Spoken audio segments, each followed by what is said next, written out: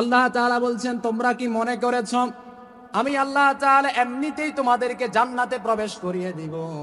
আল্লাহ তাআলা বললেন, না, আমি যখনই আমার বান্দাকে জান্নাতে প্রবেশ করাতে চাইব, তখন আমার বান্দাকে আমি পরীক্ষা করব। পরীক্ষা করেই কেবল এক দলকে জান্নাতে আর এক দলকে আমি আল্লাহ তাআলা জাহান্নামের মধ্যে প্রবেশ করাবো। আল্লাহু আকবার বলেন। আমরা জান্নাতে যেতে চাই কি চাই না? এই জান্নাত কেমন? লা আইনুন রাআত ওয়ালা উযুনুন সামিআত ওয়ালা খাতারা আলা কলবি বাশার। এই জান্নাত কেমন? কখনো নিজের চক্ষু দিয়ে দেখি নাই, নিজের কান দিয়ে কখনো শুনি নাই জান্নাত কেমন হবে। জান্নাতের এত মজা আল্লাহ তাআলা রেখেছেন, এত আনন্দ জান্নাতে রেখেছেন, নিজের কলব দিয়ে কখনো কল্পনা করতে পারি নাই। তারপরও আমরা জান্নাতে যেতে চাই। ও আমার ভাইয়েরা, জান্নাতে এমনি এমনি যাওয়া যাবে না। জান্নাতে যেতে হলে আমল করার দরকার আছে না নাই? আছে না নাই? إذنه وسراجا وقمرا منيرا. أما بعد فقد قال الله تعالى في كلامه المجيد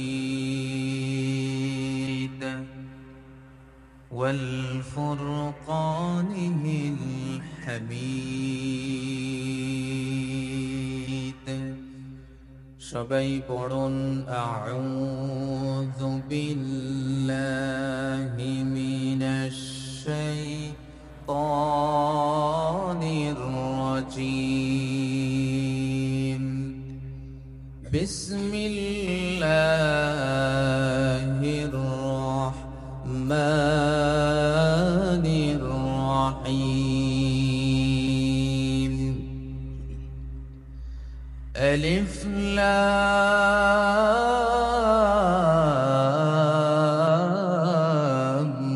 ميم. أحسب الناس أن يتركوا أن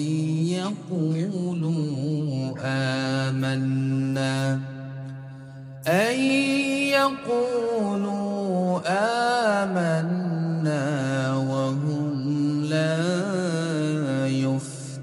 يفتنون.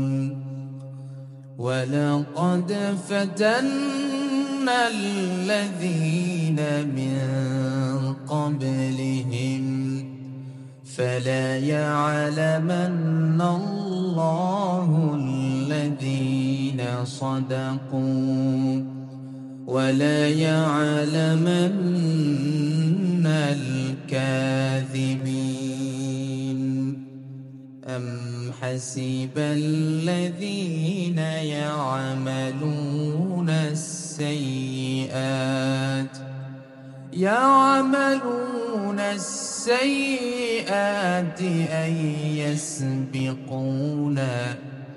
أن يسبقونا ساء ما يحكمون. وقال الله جل وعلا في شان حبيبه آمرا ومخبرا: إن الله وملائكته يصلون على النبي يا أيها الذين آمنوا صلوا عليه وسلموا تسليما. সবাই দরুদ ইব্রাহিম পড়ি।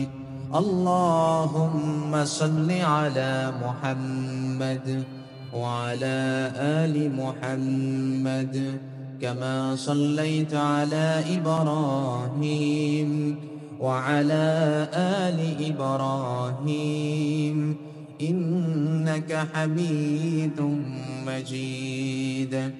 اللهم بارك على محمد وعلى آل محمد كما باركت على إبراهيم وعلى آل إبراهيم إنك حميد مجيد. সবাই বলি বালাগাল উলা বিকামালিহি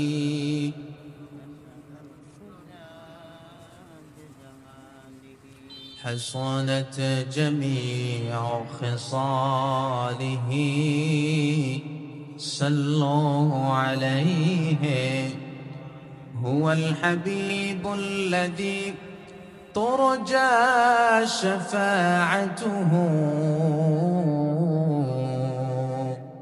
لكل حول من الأحوال مقتحم بلغ العلا بكماله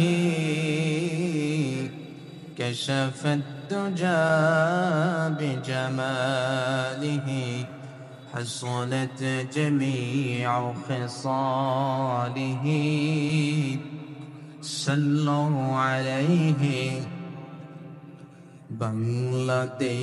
বাংলাদেশের প্রান্ত হতে সালাম জানাই হে রসুল হে রসুল বাংলাদেশের প্রান্ত হতে সালাম জানাই হে রসুল আমার কণ্ঠে কণ্ঠে মিলাই আমার কণ্ঠে কণ্ঠ মিলাই তোমার আশিকি কুল হে রসুল হে রসুল বাংলাদেশের প্রান্ত হতে সালাম জানাই হে রসুল তোমায় ছাড়া অন্য কারো নেতা মানি না তোমার জন্যে সয়ে যাব সকল বেদনা তোমায় ছাড়া অন্য কারো নেতা মানি না তোমার জন্যে সয়ে যাব সকল বেদনা সকল বেদনা বাংলাদেশের প্রান্ত হতে সালাম জানাই হে রসুল হে রসুল সেই শপথ নিতে আমরা সেই শপথ নিতে আমরা এই মাঠে মশগুল হে রসুল হে রসুল আমরা তোমায় ভালোবাসি নজির যে তার কত রক্ত দিলাম সাগর মানিক শত শত তোমার পথে এগিয়ে যাব তোমার পথে এগিয়ে যাব পিছপা হব না শহীদি খুন আর তো বৃথা যেতে দেব না এই শপথ আঁকড়ে আছি নড়ব না এক চুল হে রসুল হে রসুল বাংলাদেশের প্রান্ত হতে সালাম জানাই হে রসুল বাংলাদেশের প্রান্ত হতে সালাম জানাই হে রসুল পড়েন আলহামদুলিল্লাহ। বাংলাদেশের বাণিজ্যিক রাজধানী চট্টগ্রামের বাঁশখালী থানার অন্তর্গত পূর্ব চাম্বল ছিন্নমোড়া নতুন পাড়া ইসলামী সমাজ কল্যাণ পরিষদের উদ্যোগে ৫ম ইসলামী মহাসম্মেলনের সম্মানিত সভাপতি, চাম্বল দারুল উলুম আইনুল ইসলাম মাদ্রাসার সম্মানিত মুহতামিম জনাব হযরত মাওলানা আব্দুল সলিল সাহেব হাফিজাহুল্লাহ ওয়া রাআ। আমরা দোয়া করি আল্লাহ তাআলা হুজুরকে আমৃত্যু পর্যন্ত যেন আরো বেশি করে যেন তালিমে ইলম যেন তিনি তৈরি করতে পারেন, বড় বড় মুহাদ্দিস মুফাসসির হাফেজ যেন হুজুর তৈরি করতে পারেন। আল্লাহ তাআলা যেন হুজুরের হায়াতের মধ্যে বরকত দান করুন, বলেন আমিন। আজকের মাহফিলের সম্মানিত প্রধান অতিথি, বাঁশখালী উপজেলা পরিষদের সম্মানিত সাবেক চেয়ারম্যান এবং দক্ষিণ চট্টগ্রাম বাংলাদেশ জামাত ইসলামীর সম্মানিত সেক্রেটারি জনাব অধ্যাপক মাওলানা জহিরুল ইসলাম সাহেব, আল্লাহ তাআলা অত্র মাহফিলের প্রধান অতিথিকে হায়াতান তয়্যিবা দান করুক এবং আল্লাহ তাআলা যেন বাঁশখালীবাসীর জন্য আবার নির্বাচন করে যেন আবার জয়লাভ করতে পারেন, আল্লাহ তৌফিক দান করুন, আমিন। আজকের মাহফিলের প্রধান মেহমান বিশিষ্ট সমাজসেবক রাজনীতিবিদ জনাব আলী নেওয়াজ চৌধুরী ইরান সাহেব। আজকের মাহফিলে আমার পরপরেই প্যান্ডেলে আগমন করবেন, আপনাদেরকে তাফসীর শোনাবেন পছঙ্গা ইসলামী আলী মাদ্রাসার সম্মানিত অধ্যাপক উস্তাদুনা ওয়া শাইখুনা ওয়া মাশায়েখুনা অধ্যাপক মাহমুদুল হাসান হাফিজাহুল্লাহ ওয়া রাআ। আমরা দোয়া করি আল্লাহ তাআলা হুজুরের হায়াতান তয়্যিবা সিহাতান কামিলা দান করুন, বলেন আমিন। আজকের মাহফিলে আমার আগে এতক্ষণ পর্যন্ত আলোচনা করেছেন বাংলার মাটি সাংস্কৃতিক ফোরাম চট্টগ্রামের প্রতিষ্ঠাতা পরিচালক জনাব মাওলানা জিয়াউদ্দিন আল আজাদ সাহেব। আল্লাহ তাআলা তিনার কণ্ঠকে আরো বেশি দারাজ করে দেন, আমিন। আমার আগে বিশেষ বক্তা হিসেবে কথা বলেছেন মাওলানা সগীর আহমদ সাহেব, সিনিয়র শিক্ষক চাম্বল বড় মাদ্রাসা, খতিব ছিন্নমোড়া জামে মসজিদ মাওলানা আশহাদুল হক চৌধুরী সাহেব, খতিব মিয়ার দোকান জামে মসজিদ এবং হাফেজ মোহাম্মদ নুরুল আমিন সাহেব, সম্মানিত ইমাম মহিউদ্দিন মার্কেট মসজিদ সিরিয়া মার্কেট পাহাড়তলী চট্টগ্রাম, এবং তিনি আবার আপনাদের সমাজ কল্যাণ পরিষদের সম্মানিত সভাপতি, আপনাদের এলাকার গৌরব নুরুল আমিন সাহেব। তিনার মতো একটা সন্তান তার মা জন্মদান করেছেন, এজন্য আপনারা সৌভাগ্যবান। তিনার মাধ্যমে এত বড় একটি অনুষ্ঠান সুন্দরভাবে গোছানোভাবে তিনি আঞ্জাম দিতে পেরেছেন। আমরা তিনার জন্য দোয়া করি আল্লাহ তাআলা তিনাকে সহ আমার আগে আমার পরে যারা কথা বলেছেন, যারা কথা বলবেন, আল্লাহ তাআলা প্রত্যেকের কথা আমাকে আপনাকে সবাইকে আমলের নিয়ত শোনার এবং আমল করবার তৌফিক দান করুন, বলেন আমিন। আর ওটা মহাব্বতে বলতে হবে আমিন। আজকের মাহফিলে আপনারা আসতে পেরে খুশি না নারাজ? কথা বলে না, খুশি না নারাজ? কম না বেশি? খুশি পরিমাণে বেশি। আওয়াজ করে বলি আলহামদুলিল্লাহ। আর একটু মহাব্বতের আওয়াজে বলি আলহামদুলিল্লাহ। আপনাদেরকে একটু কষ্ট দিব, আপনারা কি আমার কষ্ট রাগ করবেন? যারা পিছনে আছেন একটু কষ্ট করে সামনে আসলে খুশি হব। এই যে সামনে শয়তানগুলো বসে আছে, কিছুক্ষণ পর আপনাদেরকে তুলে দিবে। খালি জায়গাতে কিন্তু একটা একটা শয়তান আছে, এটা নিশ্চিত, রাসূলের হাদিস যদি সত্য হয়ে থাকে। আচ্ছা, এবার আপনারা একটু সামনে আসেন, মাহফিলটাও সুন্দর হবে, একটু লড়ে ছড়েও বসেন যারা আসার সুযোগ থাকে আর কি।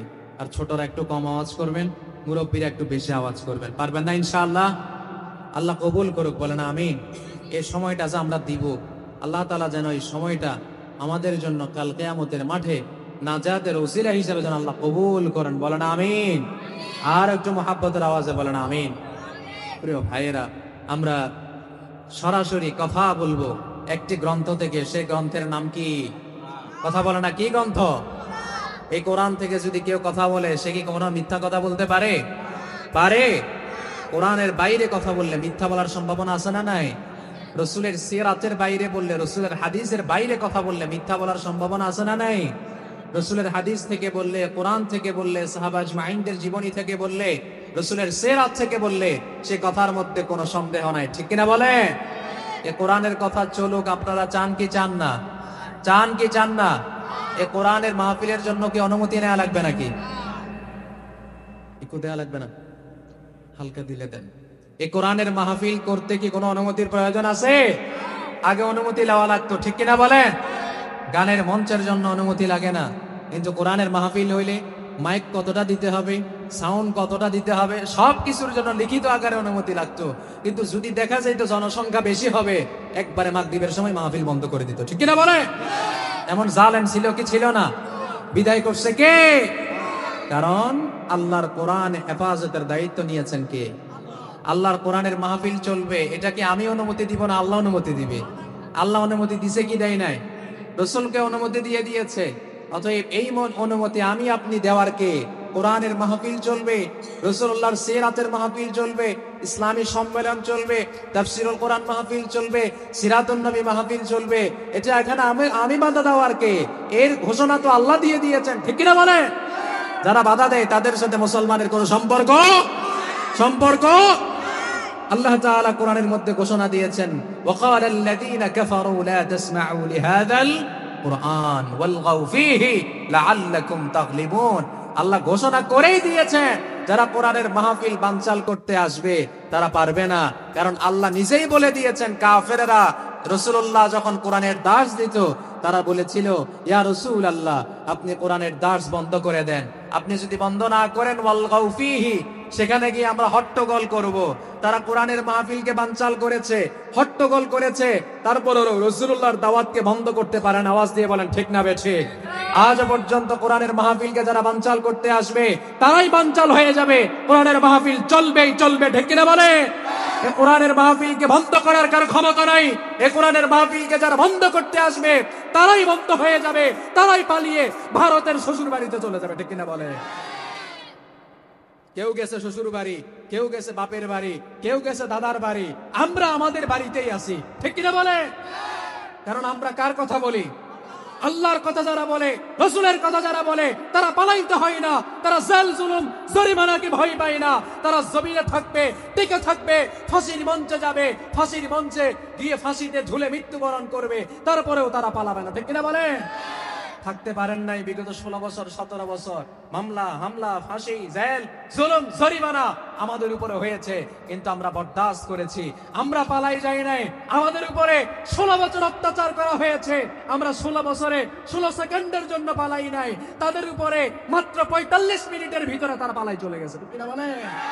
অতএব তারা পালায়, আমরা পালাই না, ঠিক কিনা বলে? আমরা আছি, থাকবো, কারণ আমরা আমাদের বাপের জমিনের মধ্যেই থাকবো, ঠিক কিনা বলে? কারণ আমরা কি করি না, পালাই। জমিন কার? জমিন কার? আল্লাহর জমিনে কার কথা চলবে? আলা লাহুল খালকু ওয়াল আমর। জমিন যার, আইন চলবে। জমিন যার, আইন চলবে। তাবারাকাল্লাহু রাব্বুল আলামিন। এই জমিন আল্লাহ, এই জমিনে দাদার মত প্রতিষ্ঠা করতে গেছে, পালাই গেছে।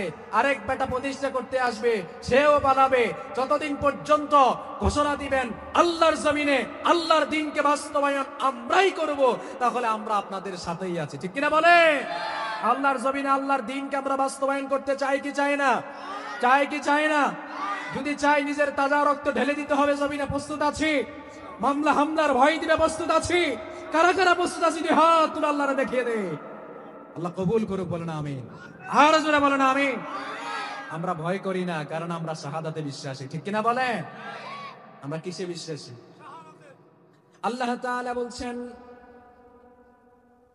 যে ব্যক্তি শাহাদাতের পেয়ালা পান করলো সে ব্যক্তি কখনো মরে যায় না, বরং যে ব্যক্তি এমনে এমনে মারা যায় সে ব্যক্তি কবরে ঘুম যাবে। কিন্তু যারা শাহাদাতের পেয়ালা পান করবে, আল্লাহর কোরআনের ঘোষণা, তাদেরকে কখনো মৃত বলতে পারবেন না, বরং তাদেরকে কবরের মধ্যে যিনি রিজিক দেয়, আওয়াজ দিয়ে বলেন তিনি কে? যারা শহীদ তাদেরকে কবরে কে রিজিক দেয়? আল্লাহর পথে যারা দিল জীবন, তাদেরকে তোমরা মৃত বলো না। আল্লাহর পথে যারা দিয়েছে জীবন, তাদেরকে তোমরা মৃত বলো না, ঠিক কিনা বলে? প্রিয় ভাইয়েরা, আমি আমার খুতবার শুরুতে কুরআনুল কারীমের 29 নম্বর সূরা আনকাবুত থেকে 1 থেকে 4 আয়াত পর্যন্ত আমি তেলাওয়াত করেছি। আল্লাহ তাআলা যদি তৌফিক দেয় 1 থেকে 4 আয়াতের আলোকে আপনাদের সাথে কিছু কথা বলে যাব। আল্লাহ তৌফিক দান করুন, বলেন আমিন। আর একটু জোরে বলেন আমিন। আমরা শুনবো উদ্দেশ্য হচ্ছে আমি নিজে যিনি বলতেছেন তিনিও আমল করবেন এবং আপনারাও আমল করবেন আল্লাহ তৌফিক দান করুন, বলেন আমিন। আল্লাহ তাআলা বলছেন আলিফ লাম মিম, এগুলো হচ্ছে হরফে মুকাত্তাআত, এগুলো যিনি অর্থ জানেন তিনি কে? এগুলো হচ্ছে একটি কোড যার অর্থ আল্লাহ এবং তার রাসূলই জানেন, আমাদেরকে জানানো হয় না। এই নিয়ে যদি আমরা জানবার চেষ্টা করি তাহলে আমরা বিপদগামিতা, কারণ যা আল্লাহ এবং তার রাসূল জানে আমাদেরকে জানানো হয় নাই, তা আমরা জানবারও চেষ্টা করার দরকার নেই। যা আমাদেরকে শিখতে বলেছে তা নিয়ে আমাদের গবেষণা করার তো সময় পাই না। আল্লাহ রাসূল যা জানেন তা নিয়ে আমাদের গবেষণার কোনো প্রয়োজন, কে জানেন সেটা? আল্লাহ এবং তার রাসূল। কিছু কোড ইয়াসিন আছে না, কফ, নুন, এভাবে করে কিছু সূরার শুরুতে আল্লাহ তাআলা কিছু কোড দিয়ে দিয়েছেন, এগুলো আমাদেরকে জানবার চেষ্টা করতে হবে। আল্লাহ তৌফিক দান করুন, বলেন আমিন। পরবর্তীতে আল্লাহ তাআলা বলছেন আহাসিবান নাস, মানুষ কি মনে করেছে নাকি আইয়ুতরাকু আইয়াকুলু আমান্না, আল্লাহ বলেছেন মানুষ কি মনে করেছে নাকি মানুষ শুধুমাত্র বলবে আইয়াকুলু আমান্না, আমি আল্লাহর প্রতি ঈমান এনেছি। মানুষ যদি শুধু এতটুকুই বলে, আল্লাহ বলছেন আমি কি ওয়াহুম লা ইফতানুন, আমি কি তাদেরকে পরীক্ষা করব না? আমি বলেছি, আপনি বলেছেন লা ইলাহা ইল্লাল্লাহু মুহাম্মাদুর রাসূলুল্লাহ, আমরা আল্লাহকে বিশ্বাস করি কি করি না? রাসূলকে শেষ নবী হিসাবে বিশ্বাস করি কি করি না? কথা বলে না, করি কি করি না? যারা করে না তারা কোন দল? কাদিয়ানি। কোন দল? কথা বলে না, কোন দল? কাদিয়ানি হচ্ছে কাফের। কাদিয়ানি কি? এরা মুসলিম না কাফের? এদেরকে যারা কাফের বলবে না তারাও কাফের, ঠিক কিনা বলেন? কাদিয়ানীদের সাথে মুসলমানদের কোনো সম্পর্ক? আমরা বিশ্বাস করি আমাদের নবী সর্বশেষ নবী, সর্বশ্রেষ্ঠ নবী, ঠিক কিনা বলেন? আল্লাহ তাআলা বলছেন আমি আপনি বললাম ঈমান এনেছি, এতটুকুই বললে আল্লাহ তাআলা আমাদেরকে ছেড়ে দিবেন না। নিশ্চয় নিশ্চয় আল্লাহ তাআলা আমাকে আপনাকে পরীক্ষা করবেন। সুবহানাল্লাহ বলেন। পরীক্ষা কেন করবেন সেটার ব্যাখ্যা আল্লাহ তাফসীরুল কোরআন বিল কোরআন দ্বারা আল্লাহ বলে দিচ্ছেন। কেন পরীক্ষা করবেন সে কথা আল্লাহ তাআলা চমৎকার করে বলছেন, ওয়ালাকাদ ফাতান্নাল্লাযীনা মিন ক্বাবলিহিম ফালায়া'লামান্নাল্লাহুল্লাযীনা সাদাকু ওয়ালায়া'লামান্নাল কাযিবিন। একটু চিৎকার দিয়ে বলেন আল্লাহু আকবার, আর একটু আওয়াজ দিয়ে বলেন আল্লাহু আকবার। আল্লাহু আকবার বললে খুশি হয় কে? আল্লাহু আকবার বললে খুশি হয় কে? নারাজ হয় কে? নারাজ হয় কে? আমরা কাকে খুশি করতে চাই? আল্লাহকে খুশি করার জন্য, শয়তানকে বেজার করার জন্য পড়েন আল্লাহু আকবার। আর জোরে বলেন আল্লাহু আকবার। আল্লাহ তাআলা চমৎকার করে বলছেন আমি আমার বান্দাদেরকে কেন পরীক্ষা করব জানো নাকি? পরীক্ষা করার মাধ্যমে আমি আমার বান্দাদেরকে দেখব কে প্রকৃতপক্ষে সত্যবাদী আর কে মিথ্যাবাদী। আমি পরীক্ষার মাধ্যমে কেবল আলাদা করে ফেলবো, পড়েন সুবহানাল্লাহ। ইসলামের যত বড় বড় যুদ্ধ হয়েছে, বদর, উহুদ, খন্দক সহ যত বড় বড় যুদ্ধ হয়েছে, সমস্ত যুদ্ধের আগে কি ছোটখাটো একটা ঘটনা ঘটতো, সেই ঘটনার মাধ্যমে আল্লাহ মুনাফিক এবং মুসলমানদেরকে আলাদা করে দিতেন, পড়েন সুবহানাল্লাহ। কারণ যুদ্ধের ময়দানে মুনাফিক যদি যায় তাহলে সে নিশ্চয় সেখানে গিয়ে ঝামেলা তৈরি করবে। ঠিক তেমনি ভাবে উহুদের ময়দানে মুনাফিকদের সর্দার আব্দুল্লাহ বিন উবাই 300 জন সৈন্য নিয়ে পালাই চলে এসেছিল। অতএব কোন একটা যুদ্ধ লাগার আগে আল্লাহ কে মুনাফিক কে মুমিন সেটা কিছু কথার মাধ্যমে আল্লাহ তাআলা আলাদা করে ফেলেন। যখন আলাদা হয়ে যায় তখন মুনাফিকরা দূর হয়ে পালিয়ে যায়, আর যারা আল্লাহ ওয়ালা তারা জীবিত থাকে, তারা সামনের দিকে অগ্রসর হয়। তারা যদি বদরের 313 জন হয়, আল্লাহ 1000-এর বিনিময়ে যিনি বিজয়ী দান করেন তিনি কে? বদরের ময়দানে মুসলমান ছিল 313 জন, কাফের ছিল কত? 1000। বলেন কত? ওই 1000-এর বিনিময়ে 313 জনকে যিনি বিজয় দান করছেন তিনি কে? আওয়াজ দিয়ে বলেন তিনি কে? বদরের পরের যুদ্ধ হচ্ছে উহুদের যুদ্ধ। তার মাঝখানেও কিছু ছোটখাটো গাজওয়া অথবা সারিয়া ঘটেছে, কিন্তু বড় যুদ্ধ হচ্ছে বদরের পরে উহুদের যুদ্ধ। সে উহুদের যুদ্ধের ময়দানে রাহমাতুল্লিল অনেকে একটা ভুল কনসেপ্ট লালন করে। উহুদের ময়দানে অনেকে বলে মুসলমানরা পরাজিত হয়েছে। না, উহুদের ময়দানে আগে মুসলমানরা জয়লাভ করেছে।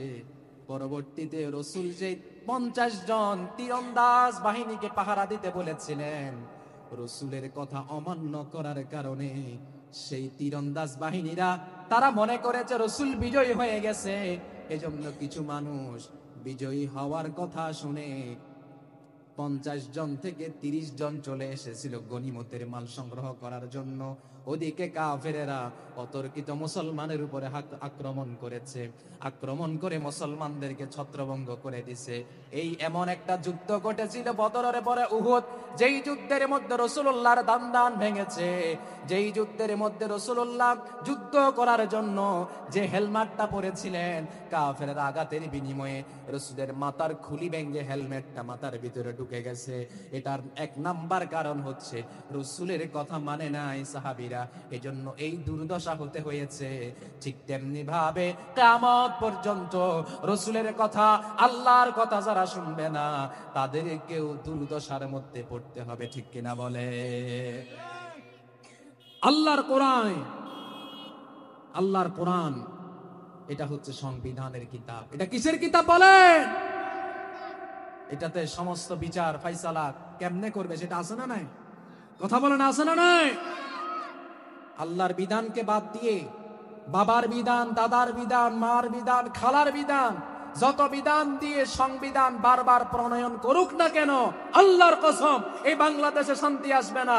যদি আল্লাহর দেওয়া কোরআনের বিধান যদি সংবিধানে ঢুকানো যায়, বাংলাদেশকে যিনি জান্নাত বানাবেন তিনি কে? কথা বলে না তিনি কে? বাংলাদেশে যদি শান্তি আনতে চায় একমাত্র পথ সেটা হচ্ছে কোরআনের রাজ কায়েম করতে হবে। ঠিক কিনা বলে? তাছাড়া কোনো উপায়। আল্লাহ তাআলা বলছেন আমি নিশ্চয় পরীক্ষা করব। এই পরীক্ষার মাধ্যমে আমি আল্লাহ তাআলা আলাদা করে ফেলবো কে মুনাফিক, কে সত্যবাদী আর কে মিথ্যাবাদী, কে মুনাফিক, কে মুমিন, কে তাগুত, কে আল্লাহওয়ালা, কে হিজবুল্লাহ আর কে হিজবুশ শয়তান।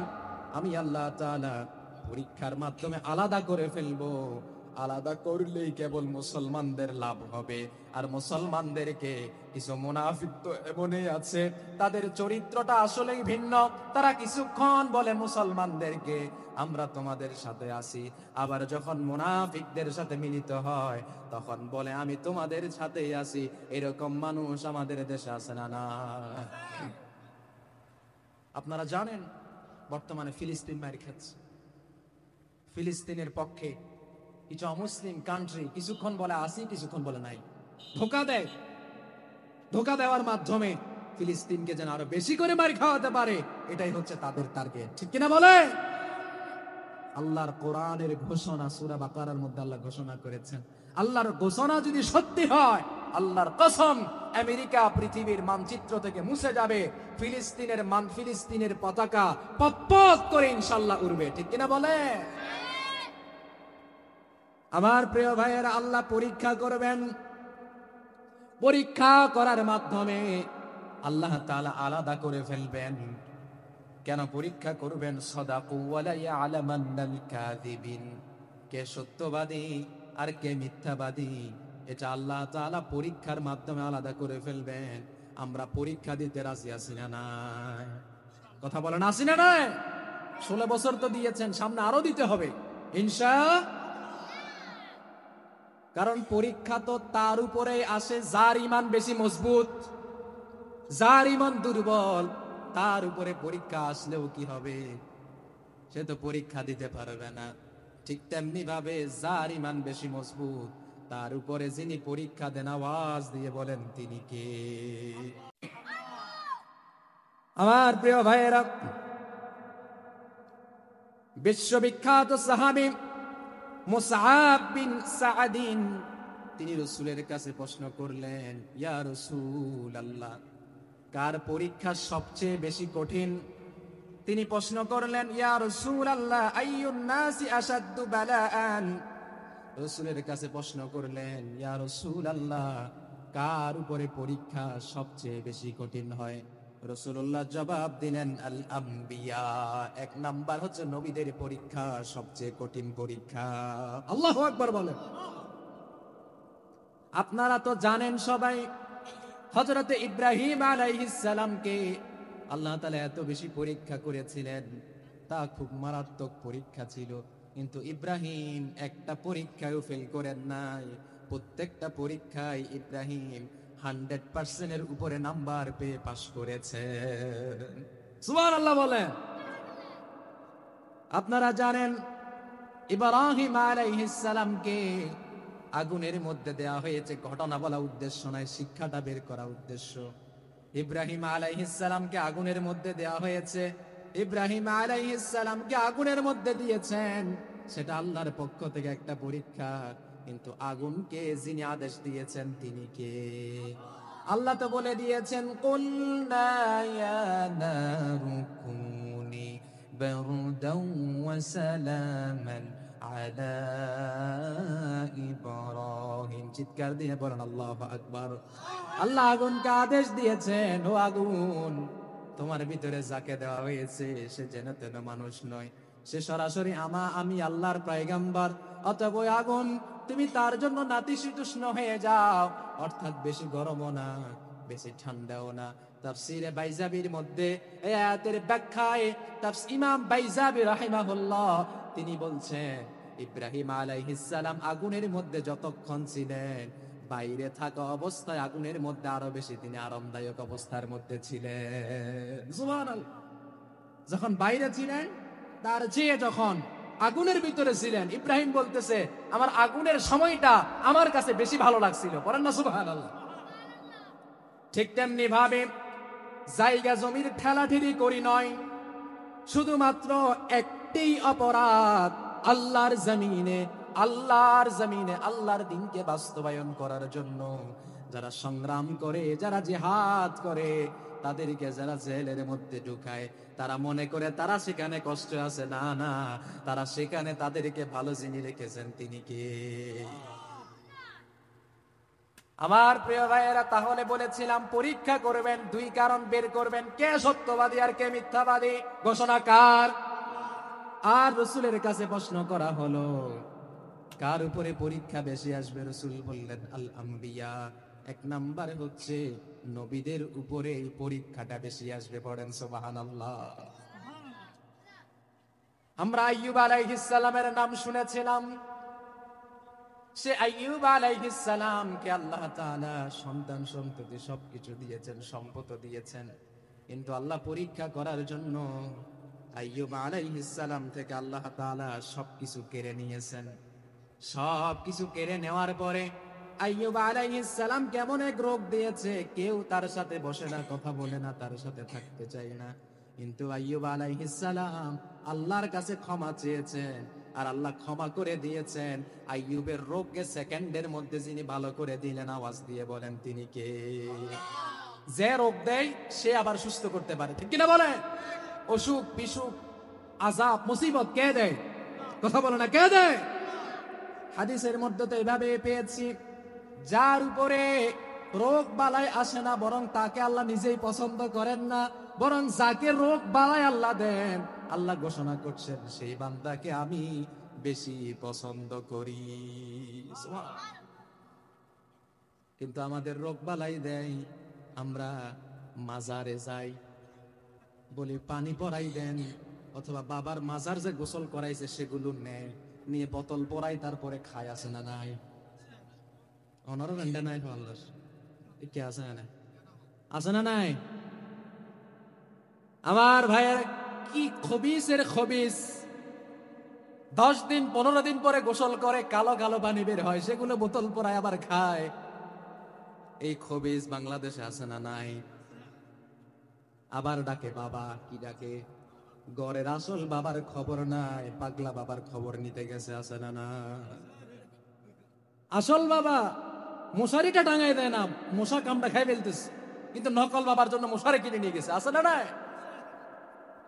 আসল বাবার শীতকালে ঠান্ডা লাগে, কম্বল দেয় না, নকল বাবার গায়ের উপর দিয়ে কম্বল দেয়। এমন ছেলে আছে না না?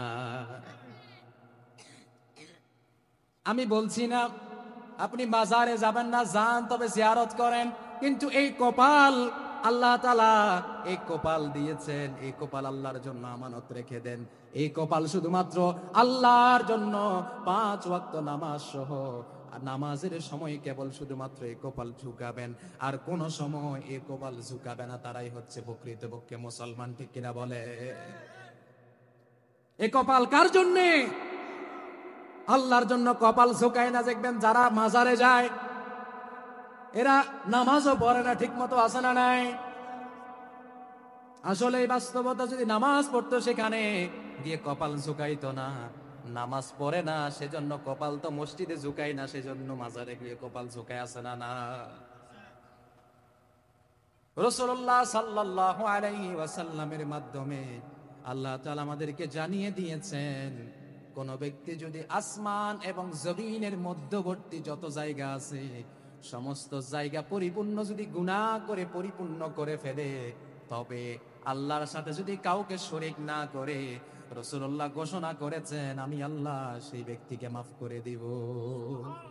আসমান এবং জমিনের মধ্যবর্তী সমস্ত জায়গা আপনি গুনাহ করছেন, তবে একটা কাজ করেন নাই, আল্লাহর সাথে কাউকে শরীক করেন নাই। আল্লাহ যে এক, এটা আপনি সব সময় বলেছেন। আপনি মসজিদেও এসে আল্লাহু আকবার, আল্লাহ এক, আল্লাহ সবচেয়ে বড়, এই ঘোষণা আপনি দিয়েছেন। সব জায়গায় আপনি আল্লাহ বড় এই ঘোষণা দিয়েছেন, আর এই কপালটা আল্লাহর জন্য রিজার্ভ রেখেছেন। আর আল্লাহকে এক, যে তার কোনো সন্তান নাই, তিনাকে কেউ জন্ম দেয় নাই, তিনিও কাউকে জন্ম দেন নাই, তিনি আল্লাহ এক ও অদ্বিতীয়, তিনার সেকেন্ড কেউ নাই, এরকম বিশ্বাস রাখতে পারেন। আর যদি বিশ্বাস করেন আল্লাহ যা দিতে পারে মাজার আর অমুক তা দিতে পারে, ঈমান থাকবে না, চলে যাবে।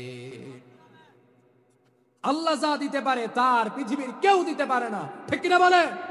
এই বিশ্বাস আছে না মুসলমান? আমার প্রিয় ভাইয়ের, এবার রাসূলকে প্রশ্ন করা হলো, ইয়া রাসূলুল্লাহ আপনি তো বললেন, এক নম্বরে আপনি বলে দিলেন কার উপরে আযাব বেশি আসবে, পরীক্ষা বেশি আসবে, তাহলে আপনি বলে দিলেন 1 নাম্বার নবীদের পরীক্ষা। এই নবীদের পরীক্ষা এক এক করে বলতে গেলে রাত চলে যাবে। সমস্ত নবীরাই কেবল কিছু না কিছু পরীক্ষার মধ্যে সম্মুখীন হয়েছেন, কিন্তু পরীক্ষায় যখন পড়েছেন তখন কার উপরে ভরসা রেখেছেন? আওয়াজ দিয়ে বলেন তিনি কে? কার উপরে ভরসা রাখছে?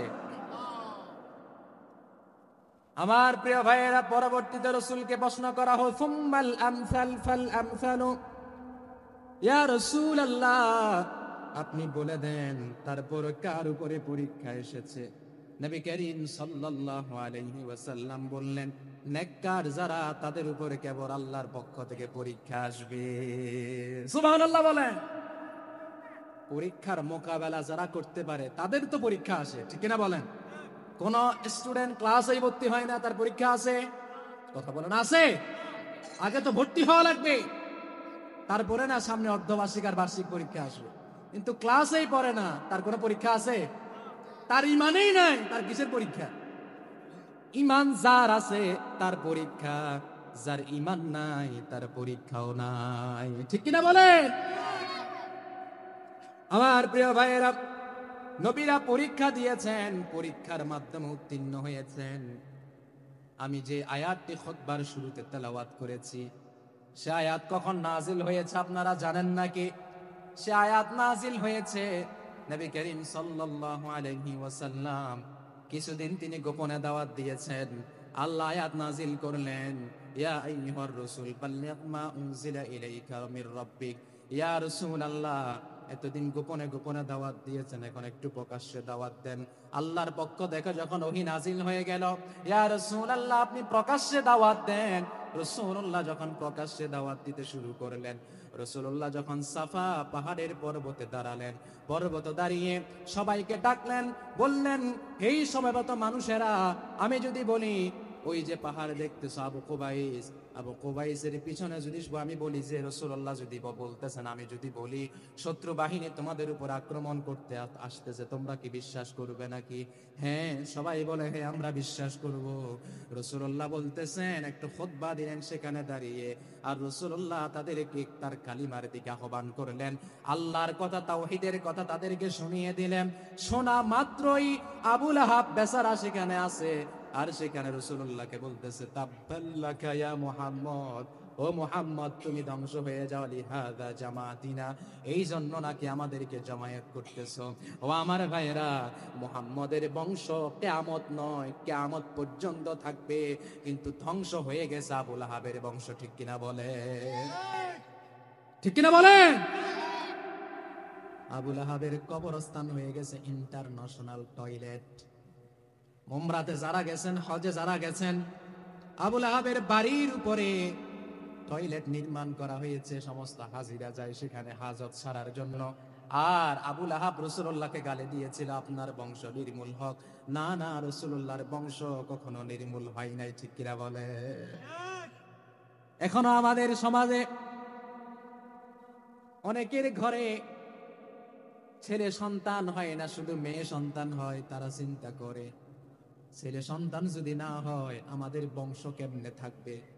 ও আমার ভাইয়েরা, রাসূলুল্লাহর যত ছেলে ছিল সব ছেলে মারা গেছে, মেয়েরা জীবিত ছিলেন। রাসূলুল্লাহর বংশ আল্লাহ রাখছে কি রাখে নাই? ততএব আমার এত টেনশন কিসের? আল্লাহ আমাকে মেয়ে দিছে না ছেলে দিছে, টেনশন আমার দরকার নাই। দেওয়ার মালিক যিনি, অতএব তিনি চিন্তা করবেন আমাকে ছেলে দিবেন না মেয়ে দিবেন, অথবা ছেলে মেয়ে উভয় একসাথে মিলেমিশে দিবেন। এটা দেওয়ার দায়িত্ব কার? আওয়াজ দিয়ে বলেন, তিনি কে? নাকি মাজারের বাবা দিবে? এই বাবারে হোনা দিব, মাজারের বাবারে হোনা দিব। তিনি কবরে শুয়ে আছেন, তিনি কিছুই করার নাই, কিন্তু আমরা যারা তিনাকে টাকা দেয় আমরা বেকুব। কবরের মধ্যে কি একটা ফাইভ আছে নাকি? যা টাকা দেন সব ভিতরে পড়ে, এরকম কোন সিলেকশন আছে নাকি? এরকম কোন কানেকশন আছে নাকি?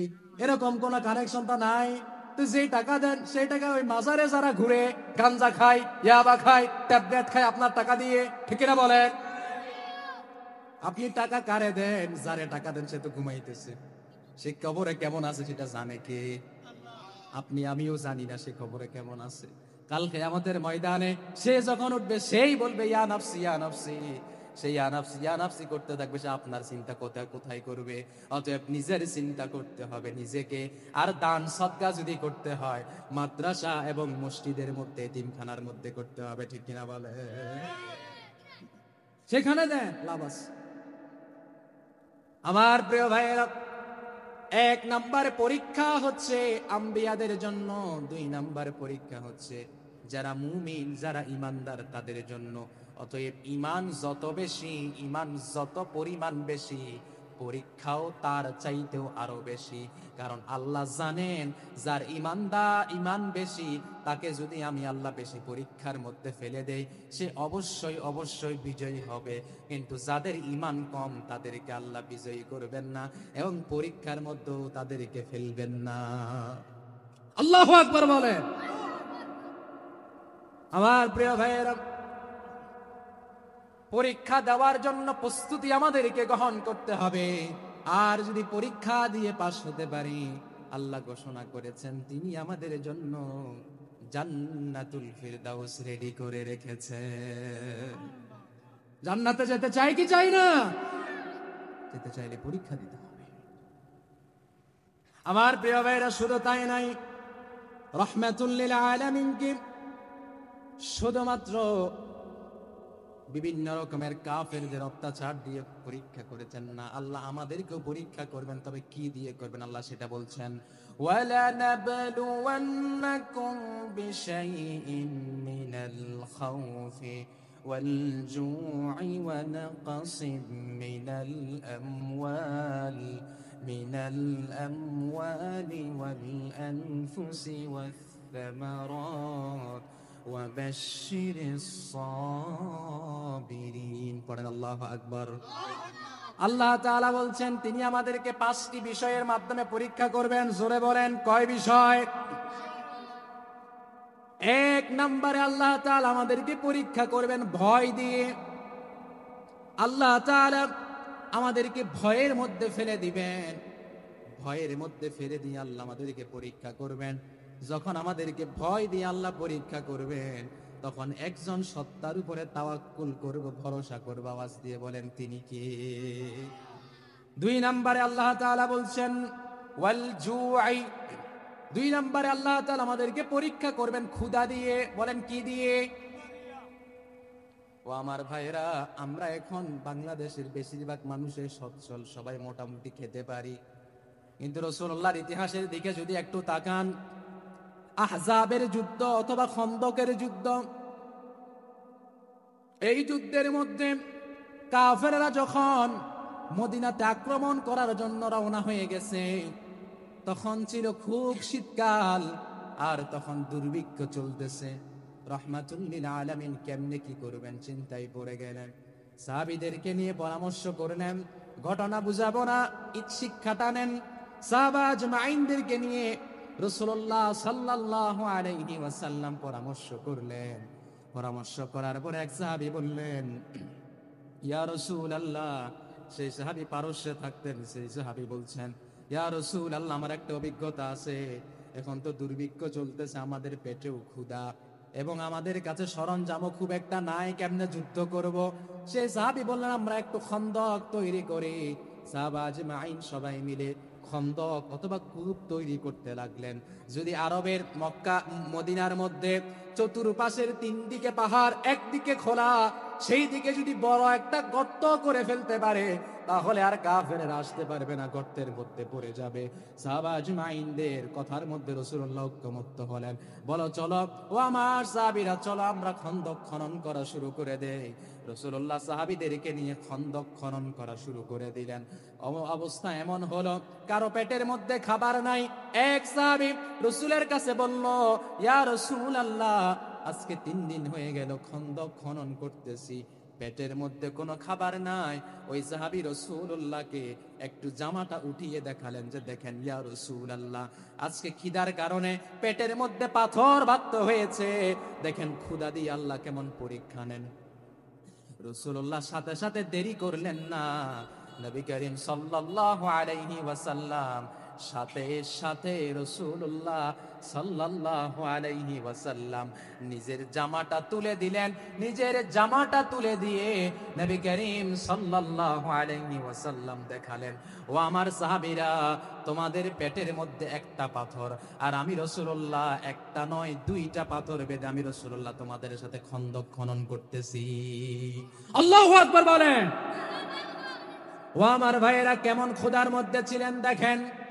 রাহমাতুল লিল আলামিন সাল্লাল্লাহু আলাইহি ওয়াসাল্লাম তিনাকে পরীক্ষার মধ্যে পরীক্ষা করার জন্য ক্ষুধার মধ্যে ফেলে দিলেন। রাহমাতুল লিল আলামিন তিনি যখন দেখালেন তিনার পেটের মধ্যে 2টা পাথর, এমত অবস্থায় এক সাহাবী হযরত জাবের রাদিয়াল্লাহু তাআলা তিনি রাসূলের এই অবস্থা দেখে আর সহ্য করতে পারলেন না। তিনি তাড়াতাড়ি তার বাসার মধ্যে গেলেন, বউকে বললেন, বউ ঘরে কি আছে তাড়াতাড়ি শুরু করে দাও। এমত অবস্থায় এলাকাবাসী, আপনাদের অত্র মাহফিলের সম্মানিত প্রধান অতিথি, প্রধান মেহমান, সমাজসেবক, বিশিষ্ট রাজনীতিবিদ, একাধারে অধ্যাপক, একাধারে মাদ্রাসার অধ্যক্ষ, একাধারে রাজনীতিবিদ, আল্লাহ তাআলা যিনাকে সবকিছু দিয়ে ধন্য করেছেন, আমাদের উস্তাদ তুল্য দক্ষিণ জেলা চট্টগ্রাম দক্ষিণ জেলার সম্মানিত সেক্রেটারি এবং বাঁশখালী উপজেলা পরিষদের সম্মানিত সাবেক চেয়ারম্যান জনাব অধ্যাপক মাওলানা জহিরুল ইসলাম সাহেব এসেছেন। আমরা মাহফিলের পক্ষ থেকে তিনাকে আন্তরিক অভিনন্দন জানাচ্ছি। আল্লাহ তাআলা তিনাকে বাঁশখালীর জন্য যেন আবার নির্বাচন করে দেন। আমরা একটা মহাব্বতের আওয়াজে বলি আমিন। সোর বাটপারের দিন শেষ, আলেম ওলামাদের বাংলাদেশ, ঠিক কিনা বলেন? চোর বাটপাররা পালাই চলে গেছে, আলেম ওলামারা পালাই না, আলেম ওলামারা আছে, থাকবে, ফাঁসির মঞ্চে যাবে, হাসি মুখে শাহাদাতের পেয়ালা পান করবে, তারপরেও আলেমরা কখনো পালাবে না, ঠিক কিনা বলে? পালাবে কারা? চোর বাটপার যারা আছে তারা পালাবে, আলেমরা কখনো পালাই না। আলেমরা থাকবে, আলেমরা আল্লাহর জমিনে আল্লাহর প্রতিনিধিত্ব করার জন্য খলিফা হিসাবে আলেমরা ময়দানে ভূমিকা পালন করবে। চোর বাটপার টেন্ডারবাজ চাঁদাবাজ যারা আছে তারাই পালাই চলে গেছে, ঠিক কিনা বলে? আল্লাহ তাআলা আমাদের প্রধান অতিথি কবুল করুন, বলেন আমিন। আর একটু মহাব্বতের আওয়াজে বলেন আমিন। আমি যেই সূরা নিয়ে আলোচনা করছি, আমি সেদিকে মাইক ছেড়ে দিব নাকি? আমি কি করব? আলোচনা চালায় যাব?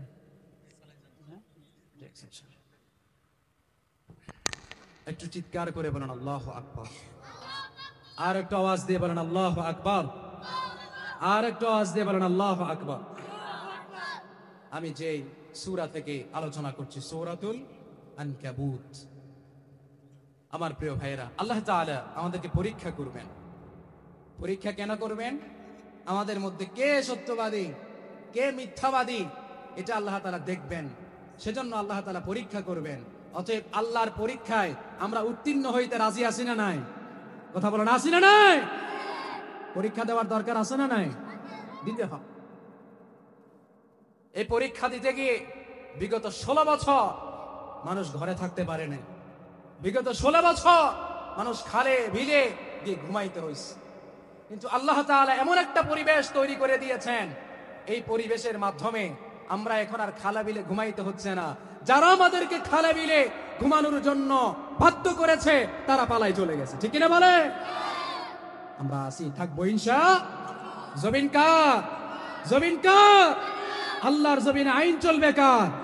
কথা বলে না কার? জমিন যার আইন চলবে। তবে প্রত্যেক মাহফিলে আমি একই কথা বলছি, আমরা একটি বিপ্লব পেয়েছি, তবে আরেকটা বিপ্লব আমাদেরকে করতে হবে, সেটা হচ্ছে ইসলামী বিপ্লব। কি বিপ্লব বলেন?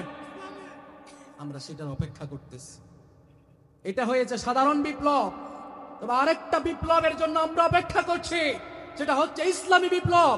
সেই বিপ্লবে আমরা সবাই নিজের তাজা রক্ত বিলিয়ে দিয়ে সেই বিপ্লবে আমরা সামিল হতে রাজি আছি। কারা কারা দুই হাত তুলে আল্লাহর দেখিয়ে দেয়। আল্লাহ কবুল করুক, বলেন আমিন। সেই বিপ্লবে আমরা সামিল হতে রাজি আছি না নাই?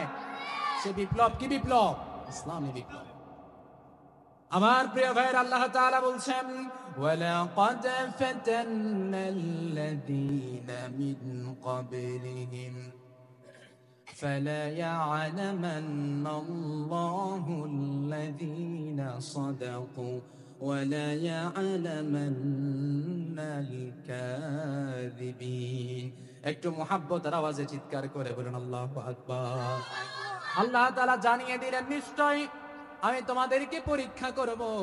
এই পরীক্ষার মাধ্যমে আমি আল্লাহ তাআলা জেনে নিব কারা সত্যবাদী কারা মিথ্যাবাদী। এই জন্য আমাদেরকে একজন সত্তা পরীক্ষা করবেন, তিনি কে? বলেছিলাম আল্লাহ তাআলা পরীক্ষা করতেছেন আমাদেরকে 1 নাম্বার ভয় দিয়ে, মিনাল খাউফি। 2 নাম্বারে আল্লাহ আমাদেরকে পরীক্ষা করবেন ক্ষুধা দিয়ে, ওয়াল জুআই। ক্ষুধার কথা বলতে গিয়ে খন্দকের যুদ্ধের মধ্যে গেলাম, সেখানে রাহমাতুল লিল আলামিন একটি পাথর নয় 2টা পাথর বেঁধেছেন, আর রাসূলুল্লাহ পেটের মধ্যে পাথর বেঁধেছেন। এই দৃশ্য যখন হযরতে জাবের রাদিয়াল্লাহু আন তিনি যখন দেখলেন, তিনি তাড়াতাড়ি তার ঘরে গেলেন। ঘরে গিয়ে তার স্ত্রীকে বললেন, কি আছে তাড়াতাড়ি রান্না করে। 3 দিন যাবত কোন সাহাবী আর রাসূল খায় নাই।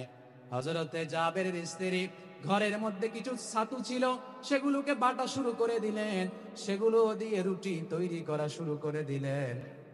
শুধু তাই নয়, ও আমার ভাইরা, এমত অবস্থায় রাহমাতুল লিল আলামিনের সাহাবী হযরত জাবের তিনি রুটি বাটা শুরু করে দিলেন তার স্ত্রী। এমন তো অবস্থায় হযরতে জাবর রাদিয়াল্লাহু আনহু তার ঘরের মধ্যে একটি ছাগল ছিল, দুম্বা ছিল, সেটা তিনি জবাই করলেন। জবাই করে রাসূলুল্লাহকে বললেন, ইয়া রাসূলুল্লাহ, খাবার রান্না হয়েছে, চলেন খাবার খেতে যান। রাসূলুল্লাহ সাহাবীদেরকে প্রশ্ন করলেন, ও সাহাবী, তোমরাও তো খাও না, আমি রাসূলুল্লাহ খাই নাই, অতএব তোমাদেরকে ছাড়া আমি রাসূলুল্লাহ কেমনে খেতে যাই? হযরতে জাবেরকে রাসূল বললেন, কি রান্না করেছো? বা জাবের বলে, খুব কম রান্না, এত সাহাবী খেতে পারবে না। জাবের রাসূলুল্লাহকে রাসূলুল্লাহ সাল্লাল্লাহু আলাইহি ওয়াসাল্লাম জাবেরকে বলে দিলেন, ও জাবের, তোমার স্ত্রীকে বলে দিবা, তোমার স্ত্রী যে চুলার মধ্যে রান্না করতেছে সেই চুলা থেকে যেন খাবার না নামায়, সেই চুলার মধ্যে যেন খাবার রেখে দেয়। আর রাসূল সমস্ত সাহাবীকে নিয়ে গেলেন, সমস্ত সাহাবী সেখান থেকে খাবার খেলেন। আবার পরবর্তীতে খাবার খেয়ে সবাই পরিতৃপ্ত হলেন। পরিতৃপ্ত হয়ে আবার খন্দক খনন কাজে শুরু করে দিলেন। জাবেরের স্ত্রী বলতেছে, রাসূলুল্লাহও খেলেন, সমস্ত সাহাবীরাও খেলেন, তারপরও আমরা খাওয়ার জন্য আরো কিছু খাবার বাকি ছিল। সুবহানাল্লাহ বলে। রাসূলুল্লাহ বরকত দিয়েছেন। আমার প্রিয় ভাইয়েরা, শুধু তাই নাই, তাহলে আমাদেরকে আল্লাহ তাআলা পরীক্ষা করবেন ভয় দিয়ে এবং ক্ষুধা দিয়ে। এই পরীক্ষার মধ্যে আমরা উন্নতি হওয়ার দরকার আছে না নাই? এই পরীক্ষার মধ্যে আমরা পাস হতে চাই কি চাই না? জোরে বলেন, চান কি চান না? আল্লাহ সুবহানাহু ওয়া তাআলা পরবর্তীতে বলছেন, ওয়া নাকাসিম মিনাল আমওয়ালি ওয়াল আনফুসি ওয়াস সামারাত। আল্লাহ তাআলা বলছেন, শুধুমাত্র আল্লাহ তাআলা আমাদেরকে ভয় দিয়ে ক্ষুধা দিয়ে পরীক্ষা করবেন এতটুকু নয়, আল্লাহ তাআলা আমাদের জান দিয়ে, আমাদের মাল দিয়েও আল্লাহ তাআলা পরীক্ষা করবেন। ও আমার ভাইয়ের, আল্লাহ তাআলা ঘোষণা করেছেন, যারা নিজের জান দিয়ে, নিজের মাল দিয়ে জিহাদ করবে তারাই আল্লাহর কাছে সবচেয়ে বেশি প্রিয়। সুবহানাল্লাহ বলেন। আমার প্রিয় ভাইয়েরা, অতএব পরীক্ষা আল্লাহ তাআলা আইয়ুব আলাইহিস সালামকে করেছিলেন। আইয়ুব আলাইহিস সালাম পরীক্ষার মধ্যে পাশ করেছেন। ও আমার ভাইরা, শুধু তাই নয়, আল্লাহ তাআলা যত পরীক্ষায় নবীদেরকে করেছেন, নবীরাও পাশ করেছেন। আমরা হচ্ছে নবীদের উম্মত, অতএব আমাদের উপরে পরীক্ষা আসবে। পরীক্ষা আসলে আমাদের হীনবল হওয়া যাবে না, পরীক্ষা আসলে আমাদের মন ভাঙ্গা যাবে না, পরীক্ষা আসলে আমাকে আপনাকে একজন সত্তার উপরে তাওয়াক্কুল করতে হবে। আওয়াজ দিয়ে বলেন, তিনি কে? কে তিনি? আল্লাহর উপরে তাওয়াক্কুল যখন আমরা করব, পরীক্ষার মধ্যে যিনি বিজয় দান করবেন তিনি কে? অনেকেই বলেন, ছাত্র জনতার যে গণ অভ্যুত্থান হয়েছে, এটা ছাত্র জনতার কারণে সম্ভব হয়েছে। আমি এ কথার ঘোর বিরোধিতা করি। এটা ছাত্র জনতার কারণে সম্ভব হয় নাই। যেখানে আমার মনে হয় আল্লাহর পক্ষ থেকে সাহায্য আসছে, সেজন্যই সম্ভব হয়েছে। ঠিক কিনা বলে? আল্লাহর পক্ষ থেকে যদি সাহায্য না আসতো, এটা কখনো সম্ভব? সাহায্য করেছেন কে? আল্লাহ সাহায্য করেছেন বলেই সম্ভব হয়েছে, না হলে সম্ভব? আমার প্রিয় ভাইরা, কিন্তু সে ছাত্র জনতার অভ্যুত্থানকে নস্যাৎ করে দেওয়ার জন্য বর্তমানে কিছু গোষ্ঠী কাজ করতেছে। তার মধ্যে এক নাম্বার হচ্ছে ইসকন। আমি ইসকন সম্পর্কে একটু স্টাডি করলাম, দেখলাম ইসকন এটি কোনো বাংলাদেশি সংগঠন নয়, এটি একটি ভিনদেশি সংগঠন। এই সংগঠন হিন্দু এবং মুসলমানের মধ্যে দাঙ্গা সৃষ্টি করার জন্য তাদের হচ্ছে মূল লক্ষ্য।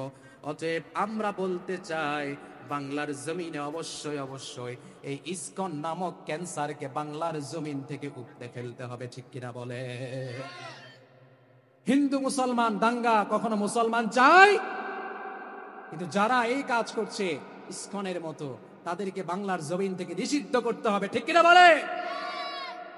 তাদের সাথে হাত মিলাচ্ছে প্রথম আলো, প্রথম আলো না আলু, তাদের সাথে হাত মিলাচ্ছে ডেইলি স্টার, আরো কিছু অমুসলিমদের পত্রিকা, নাস্তিকদের পত্রিকা, সেখানে হাত মিলাচ্ছে।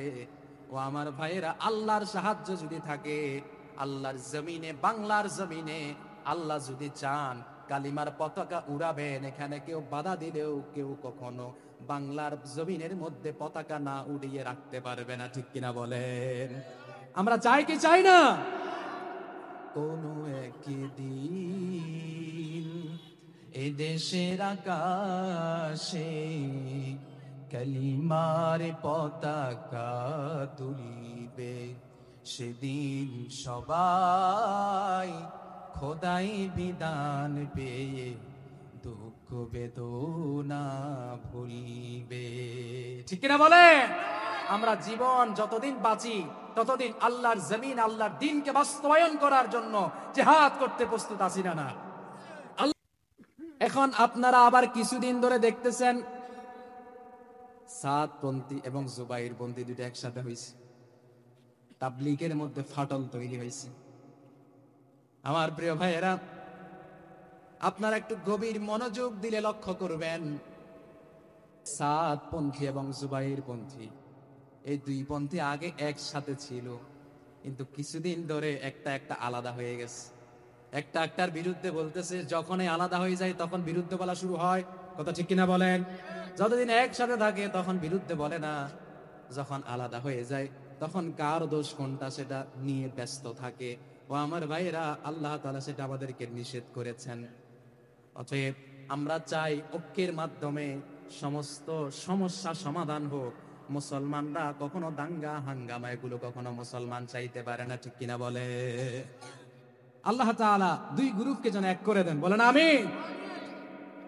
আমার প্রিয় ভাইয়েরা, যে কথা বলতে চেয়েছিলাম, আল্লাহ তাআলা বলছেন, আম হাসিবাল্লাযীনা ইয়া'মালুনাস সাইয়্যাত আন ইয়াসবিকুনা সাআ মা ইয়াহকুমুন। চিৎকার দিয়ে বলেন আল্লাহু আকবার।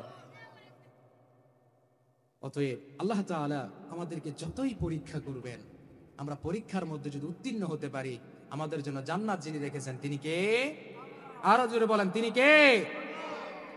আমার প্রিয় ভাই, আল্লাহ তাআলা বলছেন, আম হাসিবাতুম আন তাদখুলুল জান্নাতা ওয়ালাম্মা ইয়া'লামিল্লাহুল্লাযীনা জাহাদু মিনকুম ওয়া ইয়া'লামাস সাবিরিন। চিৎকার দিয়ে আওয়াজ দিয়ে বলেন আল্লাহু আকবার। আল্লাহ তাআলা বলছেন, তোমরা কি মনে করেছ আমি আল্লাহ তাআলা এমনিতেই তোমাদেরকে জান্নাতে প্রবেশ করিয়ে দিব? আল্লাহ তাআলা বললেন না, আমি যখনই আমার বান্দাকে জান্নাতে প্রবেশ করাতে চাইব তখন আমার বান্দাকে আমি পরীক্ষা করব। পরীক্ষা করেই কেবল এক দলকে জান্নাতে আর এক দলকে আমি আল্লাহ তাআলা জাহান্নামের মধ্যে প্রবেশ করাবো। আল্লাহু আকবার বলেন। আমরা জান্নাতে যেতে চাই কি চাই না? এই জান্নাত কেমন? লা আইনুন রাআত ওয়ালা উযুনুন সামিআত ওয়ালা খাতারা আলা কলবি বাশার। এই জান্নাত কেমন? কখনো নিজের চক্ষু দিয়ে দেখি নাই, নিজের কান দিয়ে কখনো শুনি নাই জান্নাত কেমন হবে। জান্নাতের এত মজা আল্লাহ তাআলা রেখেছেন, এত আনন্দ জান্নাতে রেখেছেন, নিজের কলব দিয়ে কখনো কল্পনা করতে পারি নাই। তারপরও আমরা জান্নাতে যেতে চাই। ও আমার ভাইয়েরা, জান্নাতে এমনি এমনি যাওয়া যাবে না। জান্নাতে যেতে হলে আমল করার দরকার আছে না নাই? আছে না নাই? আমার প্রিয় ভাইয়েরা,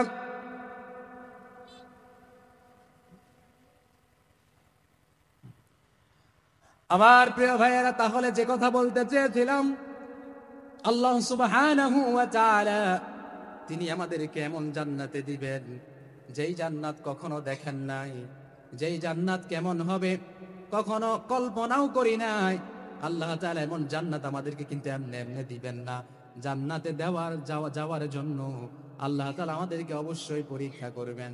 পরীক্ষায় উত্তীর্ণ হতে পারলে আমাদেরকে যিনি জান্নাত দিবেন, আওয়াজ দিয়ে বলেন তিনি কে? আরো জোরে বলেন, তিনি কে? আল্লাহর জান্নাতে যেতে আমরা রাজি আছি না নাই? আর একটু জোরে বলেন, আছি না নাই? আল্লাহর জান্নাতে যেতে হলে পরীক্ষা দিতে হবে কি হবে না? আল্লাহ তাআলা বলছেন, আম হাসিবাতুম আন তুতরাকু ওয়ালাম্মা ইয়া'লামিল্লাহুল্লাযীনা জাহাদু মিনকুম ওয়ালাম ইয়াত্তাখিযু মিন দুনিল্লাহি ওয়ালা রাসূলিহি ওয়ালাল মুমিনিনা ওয়ালিজা। চিৎকার দিয়ে বলেন আল্লাহু আকবার। আমার প্রিয় ভাইরা, আল্লাহ তাআলা নিশ্চয় নিশ্চয় আমাদেরকে পরীক্ষা করবেন। এই পরীক্ষা আল্লাহ তাআলা শুধুমাত্র আমাদেরকে নয়, এই পরীক্ষা আল্লাহ তাআলা আমাদের নবীকে করেছেন রাহমাতুল লিল আলামিন। কাবার চত্বরে নামাজ পড়তে গেলেন, যখন কাবার চত্বরে নামাজ পড়তে গিয়েছেন, রাহমাতুল লিল আলামিনকে বলে দেওয়া হয়েছে আপনি কাবার চত্বরের মধ্যে নামাজ পড়তে পারবেন না, কারণ আপনি যদি কাবার চত্বরে নামাজ পড়তে যায় আপনাকে সাথে সাথে কাফেরেরা হত্যা করবে। রাহমাতুল লিল আলামিন কাবার চত্বরে যখন নামাজ পড়তে গেলেন, রাহমাতুল লিল আলামিনের ঘাড়ের উপরে ওটের নাড়ি বুড়ি চাপিয়ে দেওয়া হলো। রাহমাতুল লিল আলামিনের কন্যা মা ফাতেমা রাদিয়াল্লাহু তাআলা তিনি রাহমাতুল লিল আলামিনের ঘাড়ের উপর থেকে সে ওটের নাড়ি বুড়ি চাপালেন, নাড়ির উড়ি বুড়ি যখন তুললেন, রাহমাতুল লিল আলামিন সিজদা থেকে উঠলেন। শুধু তাই নয়, অন্যভাবে রাহমাতুল লিল আলামিনকে বলে দেওয়া হলো একজন মক্কার কাফেরদের লিডার ছিলেন, তার নাম হচ্ছে আবু লাহাব। কি নাম বলেন? যে আবু লাহাবের ব্যাপারে আল্লাহ তাআলা একটি সূরা নাযিল করেছেন, পড়েন তাব্বাত ইয়াদা আবি লাহাবিন ওয়া তাব। আল্লাহ তাআলা ঘোষণা করেছেন আবু লাহাবের দুই হাত ধ্বংস হয়ে যাক। হয়েছে কি হয় না? আবু লাহাব বলেছিল রাসূলকে ধ্বংস হইতে, কিন্তু রাসূল ধ্বংস হয় নাই, ধ্বংস হইছে কে? আল্লাহ যেই দোয়া করবে আল্লাহ সেই দোয়া কবুল করে না। আল্লাহ জানে কে জালেম আর কেউ মাজলুম, সেটা কে জানে? কে জানে? আপনি জালেম হয়ে মাজলুমের বিরুদ্ধে দোয়া করবেন, এই দোয়া কখনোই আল্লাহ কবুল করবে না। বরং মাজলুম যখন দোয়া করে তার দোয়া যিনি কবুল করে নেন, আওয়াজ দিয়ে বলেন তিনি কে? আল্লাহ মাজলুমের দোয়া কবুল করে। মাজলুমের দোয়ার মধ্যে আল্লাহর মধ্যে কোনো পার্থক্য থাকে না, যা দোয়া করে তা কবুল করে পেলে সুবহানাল্লাহ বলেন। অতএব যারা জালেম তারা শত দোয়া করলেও কাজ হবে না। মাজলুমের চোখের পানি আগেও পড়েছে, এখনো পড়তেছে। মাজলুম যখনই চাইবে তাকে দিয়ে তিনি জন্য করে দিবেন। আওয়াজ দিয়ে বলেন তিনি কে? আবু লাহাব ঘোষণা করে দিল রাসূলুল্লাহ যখন কাবার চত্বরে নামাজ পড়তে আসবে, আমি আবু লাহাবকে বলবে আমি আবু লাহাব মুহাম্মদকে নামাজ পড়তে বাধা দিব। রাসূলুল্লাহ কাবার চত্বরে নামাজ পড়তে আসলেন। পাতি নেতা যারা আছে তারা বলতেছে ও আমার নেতা কই যাও না, মুহাম্মদ তো নামাজ পড়তে আসছে, নামাজ পড়ে ফেলতেছে, দেখি একটু গিয়ে বাধা দাও। পাতি নেতার কথা শুনে বড় নেতা গেছে মুহাম্মদকে বাধা দেওয়ার জন্য। সে আবু লাহাব একটু সামনে যায় আবার পিছনে আসে, একটু সামনে যায় আবার পিছনে আসে। বলে কি হয়েছে, কেন সামনে যাও না, মুহাম্মদকে একটু নামাজ থেকে বাধা দাও না? বলে উদওয়ান উদওয়া, হাদিসের ভাষা। সে বলে যদি আমি একটু সামনে যাইতাম তাহলে আমি ছত্রভঙ্গ হয়ে যেতাম, কারণ আমি দেখেছি রাসূলুল্লাহ যেখানে নামাজ পড়ছে, রাসূলুল্লাহ এবং আমার মধ্যবর্তী আমি দেখেছি একটি অগ্নিকুণ্ড। আমি যদি রাসূলুল্লাহকে নামাজ পড়তে যাইতে বাধা দিতাম, আমি আবু লাহাবকে তোমরা আর খুঁজে পাইতা না। সুবহানাল্লাহ বলে, খুঁজে পাইতা না, শেষ হয়ে যেতাম আমি আবু লাহাব। অতএব রাসূলুল্লাহকে প্রোটেকশন যিনি দিয়েছেন তিনি কে? কথা বলে না তিনি কে? রাসূলুল্লাহর কায়দায়, রাসূলুল্লাহর শিখানো পন্থায় কিয়ামত পর্যন্ত যারা আল্লাহর জমিনে আল্লাহর দ্বীনকে বাস্তবায়ন করার জন্য সংগ্রামে অবতীর্ণ হবে, তাদেরকে যিনি প্রোটেকশন দিবেন তিনি কে? তিনি কে? হযরত মূসা আলাইহিস সালামের ঘটনা কে না জানেন? হযরত মূসা আলাইহিস সালাম তিনি জানতেন না সামনে রাস্তা হবে কি হবে না। তিনি তাওয়াক্কুল করেছেন কার উপরে? কথা বলে না কার উপরে? আগে তাওয়াক্কুল করেন, আগে ভরসা করেন, আগে কাজ শুরু করেন। সাহায্য আসবে কার কাছ থেকে? আমি কাজই করলাম না, সাহায্যের জন্য বসে আছি, তাহলে এই সাহায্য কখন আল্লাহর পক্ষ থেকে আসবে না?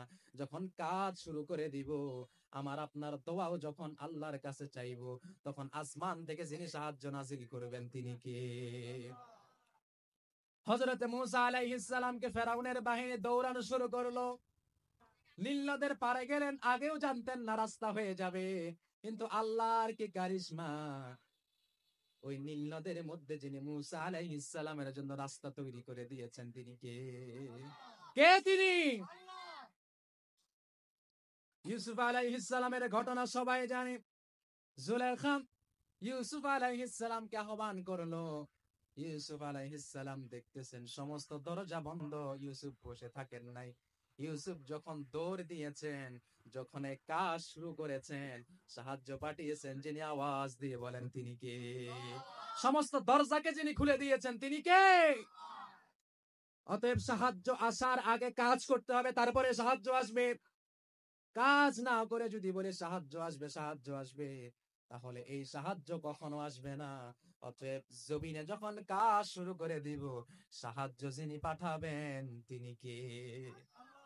হযরতে খাব্বাব রাদিয়াল্লাহু আনহু, লম্বা হাদিস, তিনার উপর আক্রমণ করা হচ্ছে, খাব্বাবকে এমন ভাবে পিটানো হয়েছে, হযরতে খাব্বাব রাদিয়াল্লাহু তাআলা আনহু, তিনাকে শুইয়ে দেওয়া হয়েছে খাজুর গাছের চাটাইয়ের উপরে, সেখানের নিচে আগুন জ্বলতেছে, হযরতে খাব্বাবের গায়ের রক্ত পড়ে পড়ে আগুন নিভে গেছে। হযরতের খাব্বাবের দিকে রাসূল দেখলেন, আর খাব্বাব রাসূলুল্লাহকে সম্বোধন করে বললেন, আলা তাস্তানসিরু লানা ইয়া রাসূলুল্লাহ। খাব্বাব বললেন, ইয়া রাসূলুল্লাহ, কখন আল্লাহর পক্ষ থেকে সাহায্য আসবে? পড়েন সুবহানাল্লাহ। খাব্বাবকে রাসূলুল্লাহ বললেন, ও খাব্বাব শোনো, তোমার উপরে কি আক্রমণ করা হয়েছে, তোমার পূর্ববর্তী নবীদের উম্মতের উপরে কেমন আক্রমণ করা হয়েছে জানো নাকি? রাসূলুল্লাহ বললেন, ও খাব্বাব, তোমার পূর্ববর্তী নবীদের উম্মতদেরকে আক্রমণের ধরনটা একটু শোনো। তাদেরকে জমিনের ভিতরে গাড়িয়ে ফেলা হতো, অর্ধেক জমিনের ভিতরে ঢুকিয়ে ফেলা হতো, ঢুকানোর পরে গলা পর্যন্ত মাটি চাপা দিত, গলাটা দেখে যেত। আরেক বর্ণনা এসছে কোমর পর্যন্ত গাড়াই ফেলতো, শুধুমাত্র উপরের অংশটা দেখা যাইত। আর তার উপরে পাথর মারতো, তার উপরে আক্রমণ করত।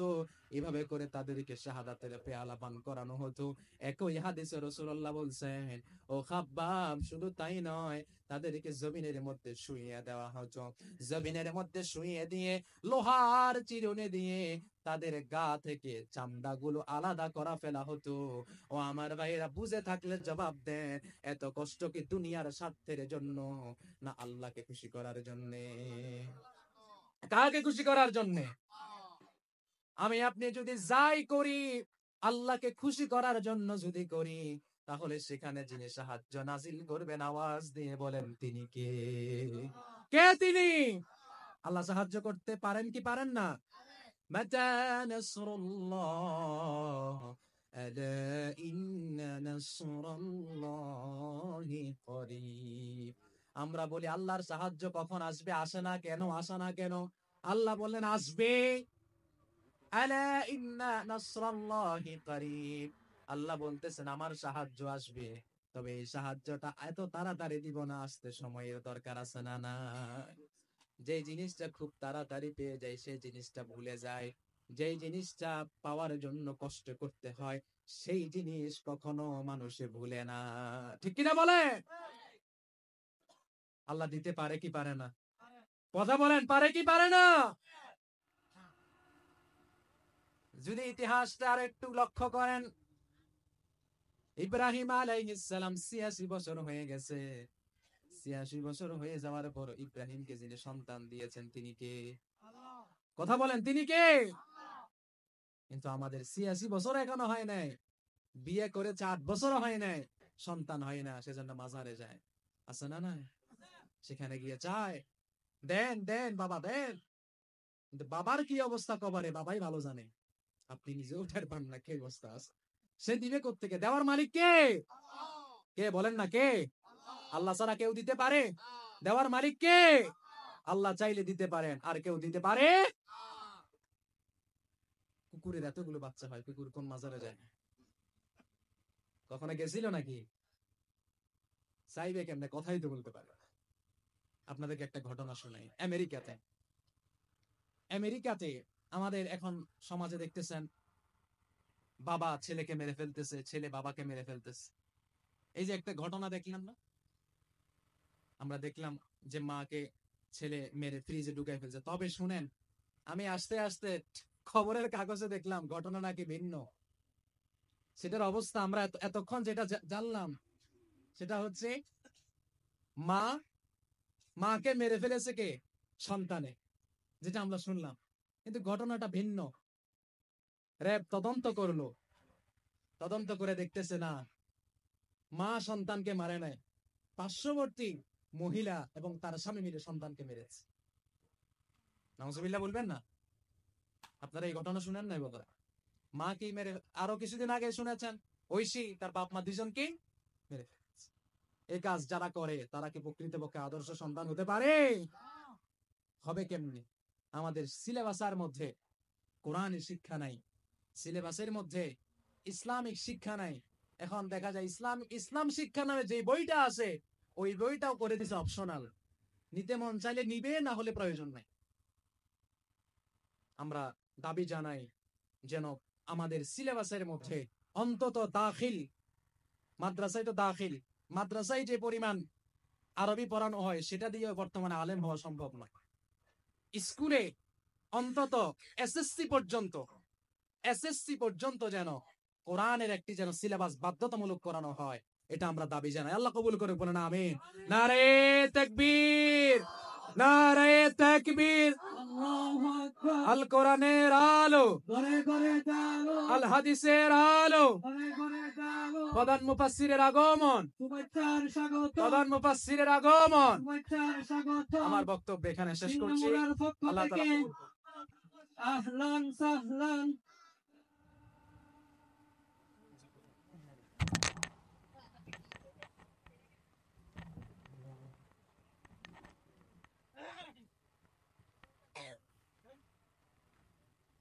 ইনশাআল্লাহ আমাদের মধ্যে আমাদের প্রধান মেহমান, প্রধান অতিথি, আজকের মহাসম্মেলনের